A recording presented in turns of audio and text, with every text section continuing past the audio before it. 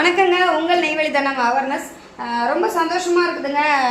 தனியார் மகளிர் சுயது குழுவால் நிறைய பெண்கள் வந்து கிட்டத்தட்ட ஒரு 10 ஆண்டுகளாக ரொம்ப பாதிச்சிருந்தாங்க. அதாவது இப்போ தொடர்ச்சியாக அந்த கொரோனாவுக்கு அப்புறம் ரொம்ப பாதிக்கப்பட்டிருந்தாங்க.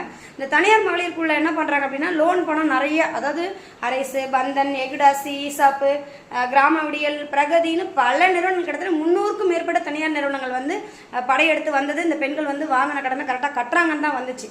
ஆனால் கொரோனாவுக்கு அப்புறம் நம்ம நாடே வந்து பொருளாதார சீர்கழிவு ஏற்பட்டதுனால நம்மளால் எந்த விஷயத்துலையுமே ஜெயிக்க முடியல.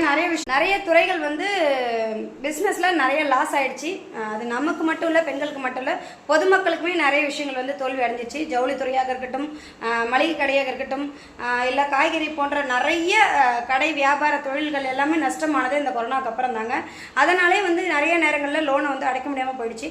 ஆனால் இருந்தாலும் வாங்கினீங்கல்ல, அன்னைக்கு வாங்கினீங்களா, இன்னைக்கு வாங்கினீங்கன்னு சொல்லி மானபங்கப்படுத்தி, மன உளைச்சல் ஏற்படுத்தி, வீட்டில் உட்காந்து அசிங்கப்படுத்தி, அவங்கள டார்ச்சர் பண்ணி, அவங்க வீட்டுக்காரங்க, அவங்க சொந்தக்காரங்க, அவங்க பொண்ணுங்க, பிள்ளைங்க யார் இருந்தாலும் அவங்க வீட்டில் போய் கேவலப்படுத்தி உட்கார வச்சு ரொம்ப டார்ச்சர் பண்ண அந்த தனியார் மகளிர் சுயதி குழுவிலிருந்து பெண்களை காப்பாற்றிய நமது மாண்புமிகு முதலமைச்சர் அவர்களின் ஸ்டாலின் ஐயா அவர்களுடைய மகன் துணை முதலமைச்சர் வந்து நேற்று பேரவை கூட்டத்தில் வந்து பேரவைத் தலைவர் முன்னாடி சட்டமன்றத்தில் வந்து பெண்கள் வந்து நிறைய பாதிக்கப்பட்டிருக்காங்க. நிறைய பேர் தற்கொலைக்கு தனியார் மகளிர் சுயதி குழுவால் பாதிக்கப்பட்டு தற்கொலை முயற்சி எடுத்து நிறைய பேர் இறந்துருக்காங்க. இந்த கணக்கே வந்து தெரியல.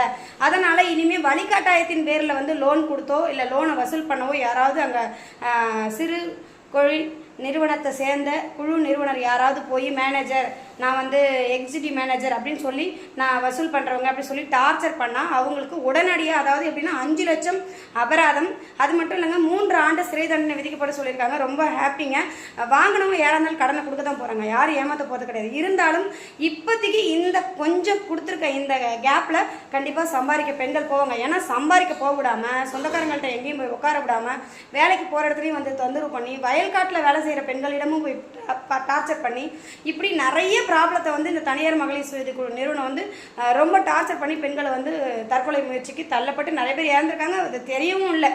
அதனால் இப்போ இந்த நெய்வேலி தனம் அவேர்னஸ் சார்பாக நான் மாண்புமிகு முதலமைச்சர் ஐயா அவர்களின் மகன் துணை முதலமைச்சர் உதயநிதி ஸ்டாலின் அவர்களுக்கு வந்து பெண்ணை வந்து ரொம்ப ரொம்ப நன்றி தெரிவிச்சுக்கிறேன். கண்டிப்பாக இந்த கேப் கொடுத்ததுனால நிறைய பெண்கள் வந்து என்ன பண்ணுவாங்க அப்படின்னா, நல்லா வேலைக்கு போவாங்க, நல்லா சம்பாதிப்பாங்க.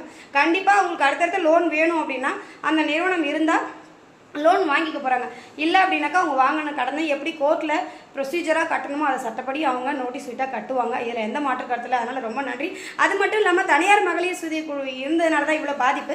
ஸோ கவர்மெண்ட்லேயும் மகளிர் சுய குழு சார்பாக லோன் கொடுத்தீங்க அப்படின்னா ரொம்ப உதவியாக இருக்கும். அது மானிய கடன் மகளிர் சுய குழு கொடுத்தா ரொம்ப ரொம்ப நன்றியாக இருக்கும்.